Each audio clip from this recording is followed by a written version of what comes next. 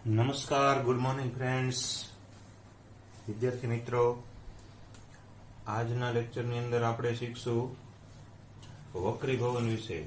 છેલ્લા લેક્ચરમાં આપણે વક્રીભવન કોને કહેવાય, વક્રીભવનના નિયમો શું, શેને લીધે વક્રીભવન જોવા મળે, એ બધી બાબતો વિશે શીખ્યા.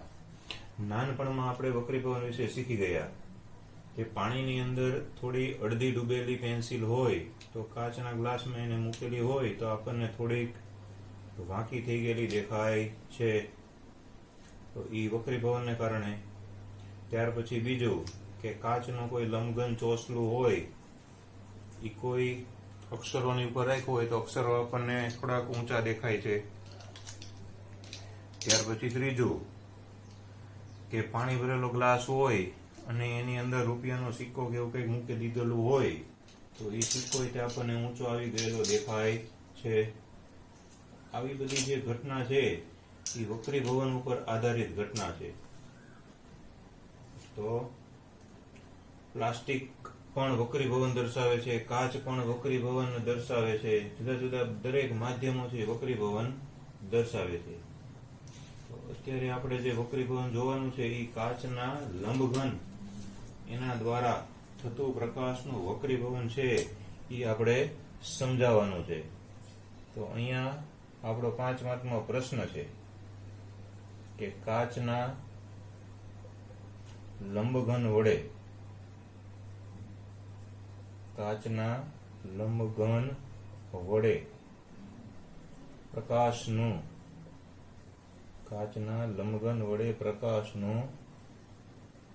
વક્રીભવન સમજાવો.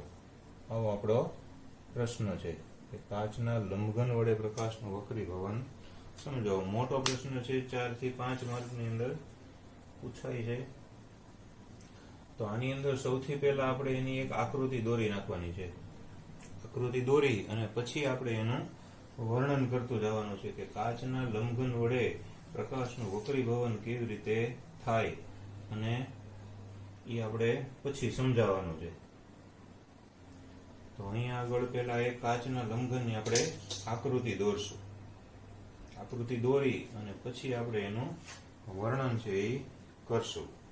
બરાબર? તો કાચનો લંબઘન કેવી રીતે દોરાય તમે પહેલા અહીંયા બરોબર જોઈ લો કે આવી રીતે આપણી નોટ હોય એની અંદર એક પેલા માપ લઈ 8-10 લીટીનું માપ લઈ અને આવી રીતે કાચનો લંબઘન છે એ દોરવામાં આવે છે. કાચનો લંબઘન છે એ પ્રમાણસર માપ લઈ અને દોરવો. અત્યંત નાનો કે અત્યંત મોટો ન થઈ જાય એનું ધ્યાન રાખવું. પછી આકૃતિ દોરાઈ જાય પછી પાછું પરફેક્ટ છે એ વ્યવસ્થિત દેખાવું જોઈએ. કાચનો લંબઘન આપણે દોરી નાખ્યો. દોર્યા પછી તરત જ એને આપણે નામ આપી દેવાનું. આ બાજુના ખૂણાને A કહીએ, અને B કહીએ, અને C કહીએ, અને D કહીએ. A, B, C, D. ત્યાર પછી બીજા નંબરે દોરવામાં ખાસ ધ્યાન રાખવાનું. કેવી રીતે દોરાય છે એ જોઈ લેજો. પછી ઘરે એની 1-2 વાર પ્રેક્ટિસ કરવાની. પછી એ રીતે તમારે દોરવાનું. જો પહેલી વારે કોઈથી થઈ જતું નથી, બરાબર? એટલે 3-4 વાર પ્રેક્ટિસ કરવાની. અહીંયા આગળ પહેલા આપણે એનો લંબ દોરી નાખશું. તો આવા નાના નાના 2 લંબ દોરી નાખવાના. લંબ છે એની વચ્ચે બહુ જગ્યા રાખવાની નહીં, બરાબર? એટલે લંબ છે એ વ્યવસ્થિત દોરી શકાય. લંબ છે એ કાલ્પનિક હોય છે, આપણે ઘણી વાર આવી ગયા, એ કાલ્પનિક હોય છે. હવે સૌથી પહેલું એ આપણું એક આપાત કિરણ છે. તો આપાત કિરણ છે એ કાચના લંબઘનની ઉપર આમ ત્રાંસું આવે એ રીતે આપણે ફૂટપટ્ટીને ગોઠવવાની છે કે ભાઈ ત્રાંસું આવે. તો ફૂટપટ્ટીને આવી રીતે આપણે ગોઠવવાની, બરોબર છે?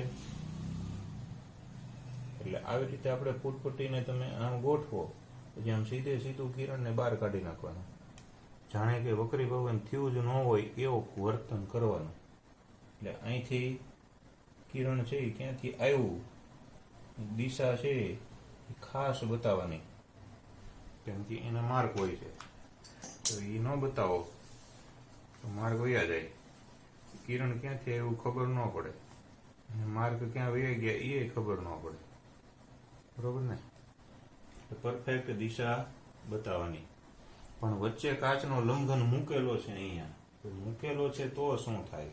તો મૂકેલો છે તો કિરણ આમ સીધું બહાર નીકળે નહીં, કારણ કે એને માધ્યમ બદલું એટલે એ કિરણ સીધું બહાર નીકળતું નથી. પણ જેવું એ કાચના લંબઘનની અંદર આવે એવું એ અહીંથી થોડુંક વાંકું વળીને વક્રીભવન પામે છે. આમ સીધું બહાર નીકળતું નથી. તો શું થયું? તો કે અહીંથી અંદર આવ્યું, પછી અહીંથી આમ ગયું. હવે અહીંથી પાછું બહાર નીકળે છે, તો ત્યાંથી જયારે પાછું બહાર નીકળે, બરોબર, ત્યારે ફરીથી પાછું એ થોડુંક વળાંક વળે છે. વળાંક વળે એટલે આ જે કિરણ છે એને એક્ઝેક્ટ ઈ સમાંતર થઈ જાય છે, આમ સમાંતર થઈ જાય, આવી રીતે આમ થઈ જાય છે. તો આવી રીતની આખી પોઝિશન થઈ જાય છે, બરોબર. અહીંયા શું થાય છે તો કે પ્રકાશનું કિરણ બે વખત પોતાની દિશા બદલે છે. જો અહીંયા છે એ હવાનું માધ્યમ છે, પછી અહીંયા અંદર છે એ કાચનું માધ્યમ આવ્યું, પછી અહીંયા આગળ પાછું હવાનું માધ્યમ આવ્યું, એટલે હવામાંથી કાચમાં ગયું, કાચમાંથી પાછું હવામાં ગયું.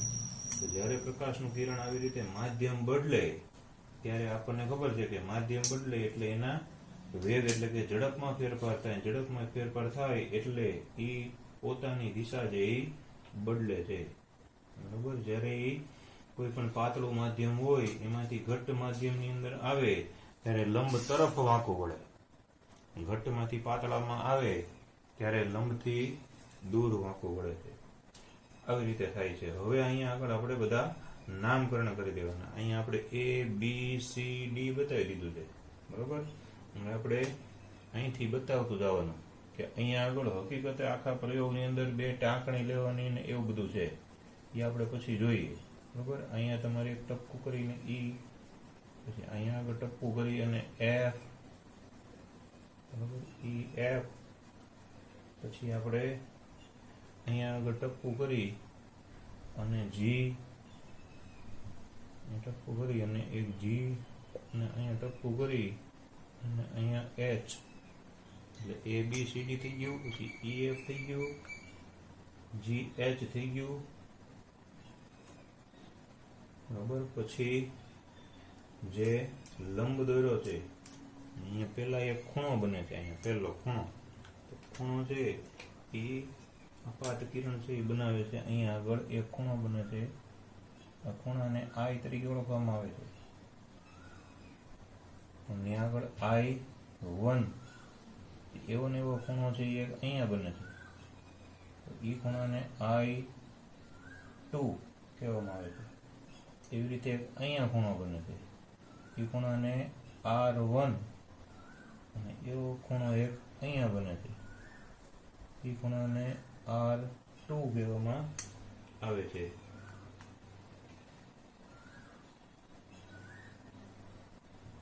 હવે અહીંયા આગળ પ્રકાશનું જે કિરણ છે એ 2 બિંદુ છે ત્યાં આગળ એ વળાંક વળે છે. આ જે પહેલું બિંદુ છે જ્યાંથી વળાંક વળવાનું શરૂ કરે છે એ બિંદુને O કહેવામાં આવે છે. O બિંદુ પાસેથી એ વળાંક વળે છે. જે અહીંયા જે વળાંક વળે છે એ જે બિંદુ છે એનું નામ છે M બિંદુ. M બિંદુ પાસેથી વળાંક વળે, આ બિંદુનું નામ M બિંદુ. હવે એ જો સીધું જાત, બરોબર, તો આ રસ્તેથી વયું જાત, પણ કાચનો લંઘન આવ્યો એટલે એ અહીંથી આમ ગયું, પછી વળાંક વળ્યું, પછી પાછું વળાંક વળ્યું, તો એને પોતાના રસ્તામાંથી મૂવમેન્ટ કેટલી કરી, બરોબર, કેટલું દૂર ખસ્યું એ આપણે જાણવું હોય તો આપણે આમ ફૂટપટ્ટી મૂકી અને આપણે આવી રીતે એક ડોટેડ વાળી લાઈન છે એ દોરી શકીએ તો આપણને ખબર પડે કે ભાઈ એ મૂળ દિશાથી કેટલું અંતરથી વિચલિત થયું છે. તો આટલા અંતરે વિચલિત થયું, અહીંયા આપણે એને L નામ આપીએ, L. બરાબર, અને હવે બહાર નીકળે છે ત્યાં અહીંયા આગળ પી નામાં એલ પી. બરોબર, કાચનો લંબઘન છે એની અંદર બે લંબ છે.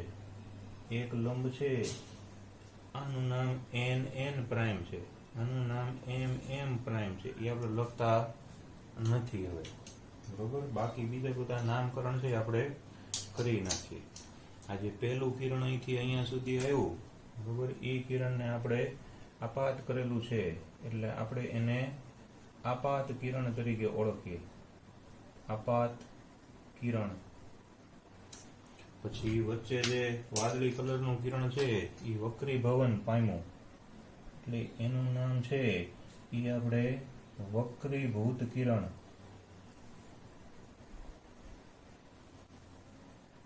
વક્રીભૂત કિરણ તરીકે ઓળખીએ. આ કિરણ છે એ બહાર નીકળું એટલે આપણે એને નિર્ગમન કિરણ તરીકે ઓળખશું. નિર્ગમન કિરણ. આ ત્રણ કિરણ આ પોતે છે એ કાચનો લંબઘન અથવા તો કાચનો સ્લેબ જેને કહીએ છીએ. હવાનું માધ્યમ, કાચનું માધ્યમ, પાછું હવાનું માધ્યમ. બરાબર, આટલું નામકરણ છે એ આપણે આની અંદર કરી દેવાનું. આટલું નામકરણ કરી દઈએ એટલે આકૃતિ છે એના માર્ક મળી જાય. અહીંયા એન, પછી એન પ્રાઇમ, અને પછી અહીંયા એમ, અને અહીંયા એમ પ્રાઇમ. બરોબર, અહીંયા એમ નથી, અહીંયા આગળ છે ને આપણે ઓ પ્રાઇમ કરી દઈએ કારણ કે સામેની સાઈડમાં આપણે ઓ કર્યું. અહીંયા આગળ આપણે ઓ પ્રાઇમ કરવું પડે. અહીંયા આપણે ઓ પ્રાઇમ કરી દઈએ. અહીંયા ઓ અને અહીંયા ઓ પ્રાઇમ. ઓકે, આટલી આકૃતિ દોરી અને પછી આની અંદર આગળ વધવાનું. બરોબર, આ એક જાતનો પ્રયોગ છે. આની અંદર શું હોય છે આપણે પહેલા સમજી લઈએ, પછી હું તમને એનું એક ચાર્ટ, એક ફોટો, એક વિડીયો એ બધું દેખાડીશ. બરોબર, આની અંદર હોય છે એવું એટલે તરત આપણને એનાથી આઈડિયા આવી જતો હોય છે કે એક ડ્રોઈંગ બોર્ડ લેવાનું, ડ્રોઈંગ બોર્ડની ઉપર એક ડ્રોઈંગ પેપર લેવાનો, એ પેપરની વચ્ચે એક આવી રીતે કાચનું લંબઘન ચોસલું મૂકવાનું. બધાને આવડે કે અહીંયા ધારો કે આ ડ્રોઈંગ બોર્ડ છે એની ઉપર એક કાચનું લંબઘન સ્લેબ લઈ આવ્યા. એ કાચના લંબઘન સ્લેબને ધારો કે આની ઉપર આ મૂકી દીધો. બરોબર, આપણે જોઈએ કેવી રીતે હોય છે. તો કાચના લંબઘનને આવી રીતે આમ ઉપર મૂકી દઈએ. બરોબર છે, પછી શું કરવાનું તો કે પછી ઈ લંબઘન છે એની અંદર આમ પેન્સિલથી આમ આંકી લેવાનું. એને ફરતે પેન્સિલથી આંકી અને એ બી સી ડી એને નામ આપી દેવાનું. એ નામ આપવાનું, પછી બે ટાંકણીઓ લેવાની. બરોબર, આ ચારેય કોરથી આંકી લીધું એટલે અહીં લંબચોરસ બની ગયું. લંબચોરસ બનીને પછી બે ટાંકણી લેવાની. બરોબર, એ બે ટાંકણીને તમારે એક ટાંકણીને અહીંયા ઊભી રાખવાની આમ કરી નામ, પછી બીજી જે ટાંકણી છે એને આમ કરી નામ અહીંયા ઊભી રાખવાની. ઈ અને એફ જે છે એની ઉપર ટાંકણીને આપણે આમ બે ને ઊભી રાખી. હવે શું કરવાનું તો કે હવે લંબઘનની આ સાઈડ છે ત્યાંથી આપણે આમ જોવાનું, અને આ ટાંકણી અને આ ટાંકણી જે ઈ ટાંકણી છે અને એફ ટાંકણી છે એના પ્રતિબિંબ આ લંબઘનની બીજી બાજુ છે આ. બરોબર, એ બીજી બાજુએ આપણને દેખાય એ રીતે જોવાનું. હવે ધારો કે ઈ ટાંકણી છે એનું પ્રતિબિંબ મને અહીંયા દેખાણું જી ઉપર. બરોબર, એચ ટાંકણી છે આ એફ ટાંકણી છે. બરોબર, એનું પ્રતિબિંબ છે એ ધારો કે મને અહીંયા દેખાણું એચ ઉપર. આ બાજુથી જોઈએ આપણે એટલે આપણને આવું દેખાય. કેમ તો કે અહીંયા નીચેથી જોવાનું, આપણે આમ લંબઘન અહીંયા મૂકેલો છે એની આર પાર આમ જોવાનું એટલે આ રીતનું આપણને દેખાય કે આનું પ્રતિબિંબ છે એ આ દેખાય અને એફ નું પ્રતિબિંબ છે એ આ એચ દેખાય. આવું કર્યા પછી આપણે શું કરવાનું તો કે આટલું કર્યા પછી આપણે એ જે લંબઘન છે બરોબર એને ઉપાડી લેવાનો. લંબઘનને ઉપાડી લેવાનો. ટાંકણીઓ છે એ ચારે ચારને આપણે કાઢી લેવાની અને ટાંકણીઓને કાઢી લઈ લંબઘનને ઉપાડી લઈ પછી આ બે ટાંકણીઓને અહીંયા હોલ પડી ગયા હોય, બરોબર, એ હોલને અહીંયા સુધી અડાડી દેવાના, બરોબર. અહીંયા બે ટાંકણીઓના હોલ પડી ગયા હોય એને અહીંયા સુધી અડાડી દેવાનું અને રેખા દોરી નાખવાની, બરોબર. અને ત્યાર પછી અહીંયા આગળ જ્યાં આગળ આપણે આ રેખા બનતી હોય ત્યાં એક લંબ બનાવી નાખવાનો, અહીંયા જ્યાંથી બનતી હોય ત્યાં એક બીજો લંબ બનાવી નાખવાનો અને અહીંયા આ વક્રીભૂત કિરણ દોરી નાખવાનું. એટલે આપણને આઈડિયા આવે કે ભાઈ પ્રકાશનું કિરણ છે ક્યાંથી ક્યાં સુધી વક્રીભવન છે એ પામે છે. એટલે આ રીતે આપણે એની અંદર વર્ણન છે એ કરવાનું છે, બરોબર. બાકી એમ બીજું કાંઈ નથી. અને બહુ શ્રેષ્ઠ, બહુ મસ્ત રીતે અને જોરદાર રીતે જોવું હોય તો લેસરની લાઇટ આવે, એ લેસરની લાઇટને કાચનો લંબઘન તમે મૂકી દો, લેસરની લાઇટ શરૂ કરી અને તમે આવી રીતે આમ મૂકી દો, બરોબર છે. એટલે તમને આખો પ્રકાશનો કિરણપથ અહીંથી આમ, પછી અહીંયાથી આમ જતો હોય અને પછી અહીંથી આમ જતો હોય એવો આપણને એક્ઝેક્ટ દેખાય.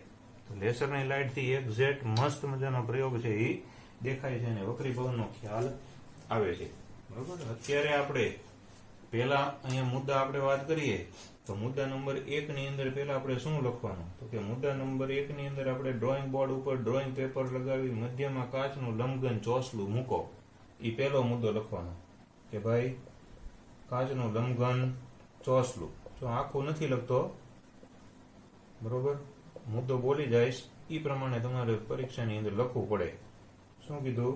ડ્રોઈંગ બોર્ડ ઉપર ડ્રોઈંગ પેપર મૂકવાનો અને એ ડ્રોઈંગ પેપરની વચ્ચે એક કાચનું લંબઘન ચોસલું અથવા સ્લેબ મૂકવાનો. પછી બીજો મુદ્દો કે પેન્સિલ છે એ પેન્સિલથી એની હદ એ આંકી લેવાની અને આંકી અને આપણે ABCD એવું નામ આપવાનું અને પછી 4 ટાંકણી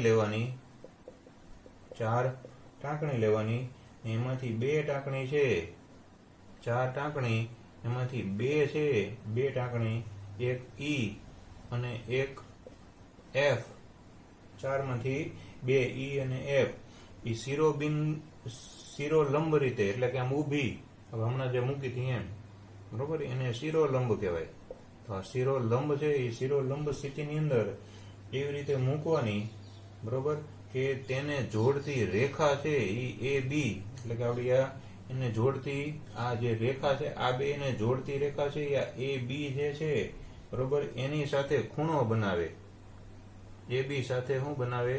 ખૂણો છે એ બનાવે. શું કીધું?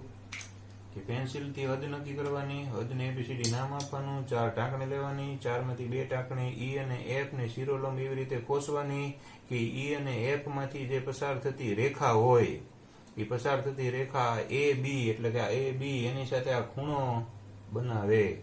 એટલે આટલું બીજા મુદ્દાની અંદર. ત્રીજા મુદ્દાની અંદર કે ટાંકણી E અને F છે એ લંબઘનની વિરુદ્ધ બાજુએ, હમણાં આપણે જેમ પ્રતિબિંબ જોયું કે E અને F છે એના જે પ્રતિબિંબ છે, ટાંકણી E અને F એના પ્રતિબિંબ એને આપણે લંબઘન છે એ લંબઘનની વિરુદ્ધ બાજુએથી જોવાના, લંબઘનની વિરુદ્ધ બાજુએથી એને જોવાના અને એને જોઈ અને G અને H એ ટાંકણીને એવી રીતે લગાડવાની કે જેથી G નું પ્રતિબિંબ છે E ઉપર અને H નું પ્રતિબિંબ F ઉપર આપણને દેખાય.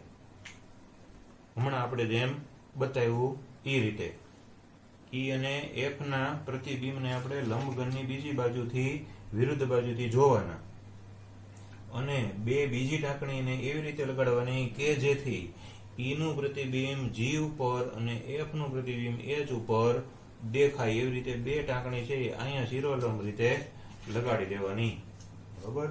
હવે શું કરવાનું? તો કે લંબઘનને ઉપાડી લેવાનું. એની પછીના મુદ્દામાં કે ભાઈ હવે શું કરવાનું? તો કે લંબઘન છે એને ઉપાડી લીધો, બરોબર. લંબઘન ઉપાડી અને EF ને જોડવાનું, AB સુધી લંબાવવાનું અને એને બનતો ખૂણો છે એને O એવું નામ આપવાનું. અહીંયા O બિંદુ પાસે એ ખૂણો બનાવે છે અને એ જ રીતે આ GH, બરોબર, એની અંદરથી એક રેખા દોરવાની અને એ જે રેખા છે, બરોબર, એને અહીંયા CD, આ CD એના સુધી લંબાવવાની. અહીંયા સુધી લંબાવો એટલે ત્યાં આગળ એ ખૂણો છે એ બનાવે. એટલે લંબઘનને ઉપાડી અને EF એને જોડી એને ક્યાં સુધી લંબાવવાનું? તો કે એ બી સુધી લંબાવો, એને એ બી સુધી લંબાવો, બરોબર. અને GH એને જોડી, GH ને જોડી એને CD સુધી લંબાવો, બરોબર. એટલે એ બંને જગ્યાએ એ ખૂણો છે એ બનાવે, બંને જગ્યાએ અહીંયા અને અહીંયા ખૂણો બનાવે. અહીંયા O ખૂણો બનાવે, અહીંયા O પ્રાઇમ છે એ ખૂણો બનાવે છે.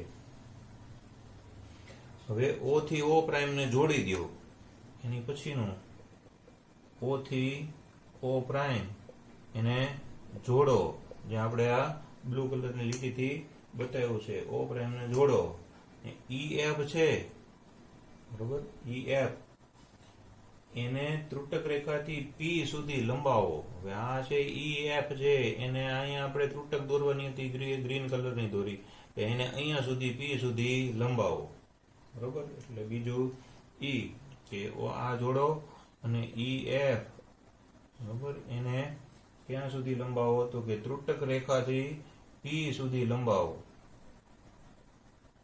P સુધી એને લંબાવો. અને ત્યાર પછી શું કરવાનું? તો કે ત્યાર પછી આપણે જોવાનું કે O આગળથી AB ને લંબ, આ O છે એનાથી આ AB છે એને લંબ N પ્રાઇમ દોરો, બરોબર. O પાસેથી લંબ છે N પ્રાઇમ, આખો મુદ્દો લખવાનો હો કે O આગળથી AB ને લંબ N પ્રાઇમ દોરો. અને બીજું લખવાનું કે O પ્રાઇમ પાસેથી CD ને લંબ M પ્રાઇમ દોરો. આખું લખવાનું, આ બે દોરી નાખવાના, બરોબર. એટલે લંબ થઈ ગયા, બરોબર. અને અહીંયા આગળ આ OP છે, આખું OP એને લંબ O પ્રાઇમ L દોરો, એ આપણે લખ્યું, બરોબર. OP એને લંબ શું દોરવાનું છે? નામ આપ્યું O પ્રાઇમ L દોરો. એ તેને લંબ જ છે. અહીંયા આગળ 90 અંશનો ખૂણો થાય છે, અહીંયા 90 અંશનો ખૂણો થાય એટલે O પ્રાઇમ L. આટલું આપણે પહેલા લખવાનું. આટલું લખ્યા પછી આપણે એક મુદ્દો બનાવી નાખવાનો. એ મુદ્દો છે એ છે અવલોકન. મુદ્દો શેનો આવશે? તો કે મુદ્દો આવશે હવે અવલોકન. આપણે આખો પ્રયોગ છે, તો પ્રયોગની અંદર આપણને ખબર છે આવો મુદ્દો આવે. તો અવલોકનની અંદર આપણે શું લખશું? તો કે અવલોકનમાં આપણે લખવાનું પ્રકાશનું ત્રાંસુ કિરણ EF, પ્રકાશનું ત્રાંસુ કિરણ EF O આગળથી હવામાંથી ત્યારે પાતળા માધ્યમમાંથી ઘટ માધ્યમમાં આવતું હોવાથી લંબ તરફ, આ લંબ છે એટલે લંબ તરફ વાંકું વળે છે. ફરીથી પહેલો મુદ્દો આકૃતિમાંથી જોઈ જોઈને બોલવાનો આપણે પ્રયત્ન કરશું, બરોબર. પહેલો મુદ્દો શું કીધો? પ્રકાશનું ત્રાંસુ કિરણ EF, પ્રકાશનું ત્રાંસુ કિરણ EF O બિંદુ પાસેથી હવામાંથી કાચમાં પ્રવેશે ત્યારે પાતળા માધ્યમમાંથી ઘટ માધ્યમમાં આવતું હોવાથી લંબ તરફ વાંકું વળે છે. આ પહેલો મુદ્દો. હું જેમ બોલું છું એમ સાથે સાથે બોલવાનો પ્રયત્ન કરવાનો, બરોબર. હવે અહીં લખતો નથી, અહીંયા આપણે યાદ રાખવાનું. પેલું અહીંથી કીધું હવામાંથી કાચમાં આવ્યું, લંબ તરફ વાંકું વળ્યું, અહીંયા સુધી આપણે પહોંચી ગયા. હવે બીજું કે O પ્રાઇમ પાસે, એટલે અહીંયા O પ્રાઇમ પાસે આ કિરણ અહીંયા આગળ આવી ગયું. O પ્રાઇમ પાસે શું થાય છે? O પ્રાઇમ પાસે એ ઘટ માધ્યમમાંથી પાતળા માધ્યમમાં આવતું હોવાથી લંબથી દૂર જાય છે. જો આ લંબ છે તો અહીંયા બહાર નીકળવું એટલે આ લંબ આમ હતો, એ આમ આવતું હતું, એને બદલે થોડુંક આમ વહી ગયું, એટલે કે આ લંબથી થોડુંક દૂર વહી ગયું. પેલા આમ હતું આમ સીધું, તો લંબથી થોડુંક આમ દૂર વહી ગયું, એટલે લંબથી દૂર ખસે છે. તો આ બીજો મુદ્દો કે O પ્રાઇમ પાસેથી, ક્યાંથી? O પ્રાઇમ પાસેથી ઘટ માધ્યમમાંથી પાતળા માધ્યમમાં આવતું હોવાથી લંબથી દૂર ખસે છે. ત્યાર પછીનો મુદ્દો, ખૂણાના નામ આપી દેવાના કે અહીં આપાત કોણ I, આપાત કોણ આવડો I, બરોબર. આપાત કોણ I, આપણને ખબર છે આપાત કિરણ જે ખૂણો બનાવે એને આપણે આપાત કોણ કહીએ. એ આપાત કોણ I અને નિર્ગમન કોણ R2. આ બહાર નીકળતું કિરણનું નામ નિર્ગમન કિરણ. નિર્ગમન કિરણ લંબ સાથે ખૂણો બનાવે, નિર્ગમન કોણ કહેવાય એને. એટલે આપાત કોણ I અને નિર્ગમન કોણ R2, નિર્ગમન કોણ R2 એના મૂલ્યો સમાન હોય છે. એટલે આપાત કોણ I અને નિર્ગમન કોણ R2 એના મૂલ્યો છે એ સમાન હોય છે. બંને સમાન મૂલ્યનો હોય. આ 60 અંશનો હોય તો આ 60 અંશનો જ આવે, આ 75 અંશનો હોય તો 75 અંશનો જ આવે. I અને R2 એ બે સરખા મૂલ્યના હોય છે. તો I1 કેવું પડે, આપણે I1 નામ આપેલું છે, એટલે સમાન મૂલ્યના હોય છે. આ જે કિરણ છે એ આપાત કિરણ કીધું, બરોબર. આ છે એ નિર્ગમન કિરણ કીધું. તો આપાત કિરણની જે દિશા છે, બરોબર, એ નિર્ગમન કિરણની દિશાને સમાંતર હોય છે. અહીંયા આપણને દેખાય છે કે એ આમ જ જાય છે તો આ આમ જ જાય છે. અહીંયા મેં તમને છેલ્લે કીધું હતું દોરતી વખતે બે સમાંતર દોરવાની. કેમ તો કે ટેકનિકલ ભૂલ આકૃતિમાં ચાલતી નથી, બરોબર. એટલે અહીંયા આપણે લખવાના છીએ પાછા કે આપાત કિરણ અને નિર્ગમન કિરણ, બંને કિરણો, આપાત કિરણ અને નિર્ગમન કિરણ, બરોબર, એની જે દિશા છે એ કેવી હોય છે તો કે એકબીજાને સમાંતર હોય છે. ખાસ ધ્યાન રાખવાનું, બે સમાંતર થવી જોઈએ. જે આમ થઈ જાય તો અહીંયા આગળ 4 માર્કનો પ્રશ્ન છે, આકૃતિના જ 2 માર્ક. કારણ કે આ બધું આપણે કરતા હોય આમ ખ્યાલ આવી જાય કે શું કરવાનું છે.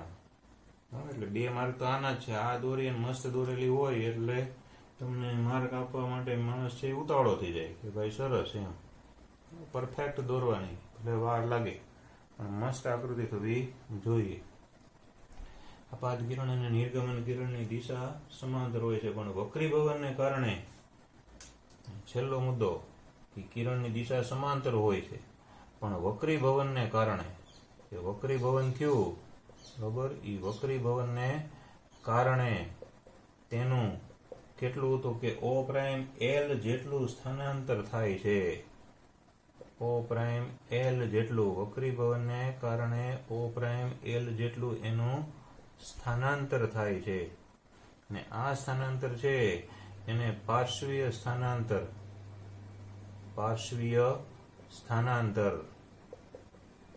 અંગ્રેજીમાં એને લેટરલ શિફ્ટ કહેવામાં આવે છે. લેટરલ શિફ્ટ કહે છે. વક્રીભવન ન થયું હોત તો એ આ જ દિશામાં જાત ડાયરેક્ટ, પણ વક્રીભવન થયું એટલે અહીંથી આટલું એને સ્થાનાંતર કર્યું. જવાનું તો અહીંથી, એને બદલે ગયું અહીંથી, એટલે આટલું જે કર્યું એ સ્થાનાંતર કર્યું. તો એ સ્થાનાંતરનું નામ પાર્શ્વીય સ્થાનાંતર, લેટરલ શિફ્ટ. આ પ્રશ્ન 5 માર્કનો 2 વખત બોર્ડની અંદર પૂછાઈ ગયો છે. એ વખતે 5 માર્કની વેલ્યુ હતી, એટલે 2 વખત પૂછાઈ ગયો. લેટરલ શિફ્ટ સમજાવો. કાચના લંબઘન વડે પ્રકાશનું વક્રીભવન સમજાવીને લેટરલ શિફ્ટ સમજાવો એવું પૂછે. આ રીતે આખું વર્ણન છે એ કાચના લંબઘન વડે પ્રકાશના વક્રીભવનમાં આપણે કરવાનું. પહેલા આકૃતિ દોરવાની, આકૃતિ દોર્યા પછી આ આખી જે પ્રયોગની અંદર રચના કરી એ રચના કરી નાખવાની. છેલ્લે અહીંયા અવલોકનના 3 મુદ્દા લખવાના. પહેલો મુદ્દો અવલોકનનો ક્યાં આગળ છે, એ પહેલો મુદ્દો O બિંદુ પાસેનો મુદ્દો છે, અહીંયા આગળનો, કે પ્રકાશનું ત્રાંસુ કિરણ EF O આગળથી પાતળા માધ્યમમાંથી ઘટ્ટ માધ્યમમાં, હવામાંથી કાચમાં પ્રવેશ્યું, લંબ તરફ વાંકું વળે. પછી બીજું કે O પ્રાઇમ પાસેથી ઘટ્ટમાંથી પાતળા માધ્યમમાં પ્રવેશે એટલે લંબથી દૂર જાય. પછી ત્રીજું કે આપાત કોણ અને નિર્ગમન કોણના મૂલ્ય સમાન હોય છે. આપાત કિરણ અને નિર્ગમન કિરણની દિશા એકબીજાને સમાંતર હોય છે. અને વક્રીભવનને કારણે O'L જેટલું સ્થાનાંતર થાય અને પાર્શ્વીય સ્થાનાંતર કહેવાય છે, લેટરલ શિફ્ટ કહે છે. તો આવી રીતે આપણે આખો પ્રશ્ન છે એ યાદ રાખવાનો છે. આકૃતિની 3-4 વખત પ્રેક્ટિસ કરવાની એટલે આપણે વાંધો ન આવે. ઓકે, કે હવે આપણે નવો પ્રશ્ન જોઈએ. હવે પછીનો પ્રશ્ન છે વક્રીભવનાંક ઉપર નોંધ લખો. વક્રીભવનાંક, વક્રીભવન દર્શાવતો અંક વક્રીભવનાંક તરીકે ઓળખાય છે. કોને વક્રીભવનાંક કહેવાય? તો હમણાં આપણે જોયું કે પ્રકાશનું ત્રાંસુ કિરણ હતું એ એક પારદર્શક માધ્યમમાંથી બીજા પારદર્શક માધ્યમમાં પ્રવેશ્યું. બરોબર, પહેલા આપણે એની વ્યાખ્યા લખવાની કે પ્રકાશ છે એનું જે ત્રાંસુ કિરણ છે, પ્રકાશનું ત્રાંસુ કિરણ એક પારદર્શક માધ્યમમાંથી, પ્રકાશનું ત્રાંસુ કિરણ એક પારદર્શક માધ્યમમાંથી બીજા પારદર્શક માધ્યમમાં,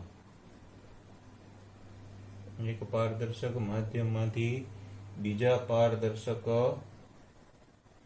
માધ્યમમાં પ્રવેશે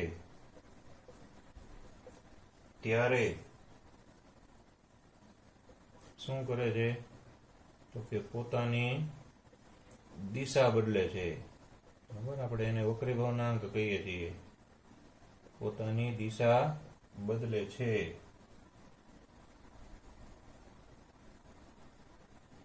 દિશાના આ ફેરફારનું પ્રમાણ, કેટલા પ્રમાણમાં દિશા બદલે છે? બરાબર, તો દિશાના આ ફેરફાર એનું જે પ્રમાણ છે, દિશાના આ ફેરફારનું પ્રમાણ એ વક્રીભવનાંક કહેવાય છે. વક્રીભવનાંક કહેવાય છે. ફેરફારનું પ્રમાણ એ વક્રીભવનાંક કહેવાય છે. આપણે વક્રીભવનાંકના નિયમો લખાતા, વક્રીભવનના નિયમો, તો એ નિયમોની અંદર આપણે સાઇન આઈ અને સાઇન આર એવું લખ્યું હતું. આપણે વક્રીભવનના જે નિયમો હતા એમાં આપણે આવું લખ્યું હતું સાઇન આઈ એના છેદમાં આપણે લખ્યું હતું સાઇન આર અને બરાબર લખ્યું હતું અચળ. આ જે અચળાંક છે એ અચળાંકને વક્રીભવનાંક કહેવાય. અને અચળાંક આવ્યો એ અચળાંકને વક્રીભવનાંક કહેવાય છે.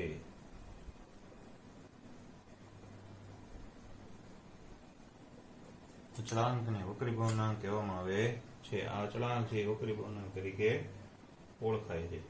હવે વક્રીભવનાંક છે એના બે પ્રકારો છે. એકને સાપેક્ષ વક્રીભવનાંક કહેવાય અને એકને નિરપેક્ષ વક્રીભવનાંક કહેવાય. એની વાત કરી દઈએ કે કોને સાપેક્ષ કહેવાય અને કોને નિરપેક્ષ કહેવાય છે. તો પેલું સાપેક્ષ વક્રીભવનાંક. સાપેક્ષ વક્રીભવનાંક કે ધારો કે પ્રકાશનું કિરણ છે એ એક માધ્યમમાંથી બીજા માધ્યમમાં ગતિ કરે છે. સીધું ધારી જ લેવાનું. બરોબર, ધારો કે માધ્યમ એક હવા છે એટલે ધારો કે પ્રકાશનું એક કિરણ આવ્યું. બરોબર, અને એ જે પ્રકાશનું કિરણ છે, ધારો કે પ્રકાશનું કિરણ, બરાબર, એ માધ્યમ એક માંથી પ્રકાશનું કિરણ માધ્યમ એક માંથી માધ્યમ બે માં ગતિ કરે છે. માધ્યમ એક માંથી માધ્યમ બે માં ગતિ કરે છે. માધ્યમ એક માંથી માધ્યમ બે માં પ્રકાશના કિરણે ગતિ કરી છે. બરોબર, હવે અહીંયા લખવાનું કે માધ્યમ એક છે, કયું માધ્યમ છે ખબર નથી, આપણે નામ જ આપવાનું કે માધ્યમ એક. માધ્યમ એકમાં તેની ઝડપ, માધ્યમ એક છે તેમાં એની ઝડપ છે એ v1 હોય અને માધ્યમ બે છે, માધ્યમ બે, બરોબર, એમાં તેની ઝડપ છે એ ધારો કે v2 હોય તો ખાસ આ યાદ રાખવાનું કે માધ્યમ એકની સાપેક્ષે જો એક માધ્યમ છે એની સાપેક્ષે માધ્યમ 2 નો વક્રીભવનાંક માધ્યમ એકની સાપેક્ષે માધ્યમ 2 છે એનો વક્રીભવનાંક આ જે વક્રીભવનાંક છે એની એક સંજ્ઞા છે બરોબર એ સંજ્ઞા એને n કહેવાય n આમ પેલા જૂના જમાનામાં ઈટા કહેવાતું પણ ઈટાનો લીટો ટૂંકાવી નાખ્યો એટલે n થઈ ગયો n21 n21 નહીં વાંચવાનું n21 એના વડે દર્શાવાય શું કીધું માધ્યમ 1 માં પ્રકાશનો વેગ v1 માધ્યમ 2 માં વેગ v2 તો માધ્યમ 1 ની સાપેક્ષે માધ્યમ 2 નો વક્રીભવનાંક n21 વડે દર્શાવાય તો n21 શું થશે ઈ અહીંયા જોઈ લઈએ આપણે બરાબર આપણે જોઈ લઈએ n21 શું થશે તો કે n21 બરાબર માધ્યમ 1 માં પ્રકાશની ઝડપ માધ્યમ 1 માં પ્રકાશનો વેગ અને એના છેદમાં માધ્યમ 2 માં પ્રકાશનો વેગ એટલે માધ્યમ 1 માં વેગ કેટલો છે v1 ને માધ્યમ 2 માં વેગ કેટલો છે v2 એટલે n21 બરાબર v1 upon v2 એવું થાય બરાબર આ જ રીતે ધારો કે ઊંધું પૂછવું હોય બરાબર છે આ જ રીતે ઊંધું એટલે શું તો કે માધ્યમ 2 ની સાપેક્ષે અહીંયા શું હતું માધ્યમ 1 ની સાપેક્ષે 2 નો અને જો ઊંધું પૂછવું હોય કે માધ્યમ 2 ની સાપેક્ષે માધ્યમ 1 નો વક્રીભવનાંક તો શું થાય કે આપણે કહી શકીએ હવે કે અહીંયા 1 ની સાપેક્ષે 2 નો હતો તો v1 ના છેદમાં v2 આવ્યું તો અહીંયા 2 ની સાપેક્ષે 1 નો વક્રીભવનાંક તો એને n12 કહેવાય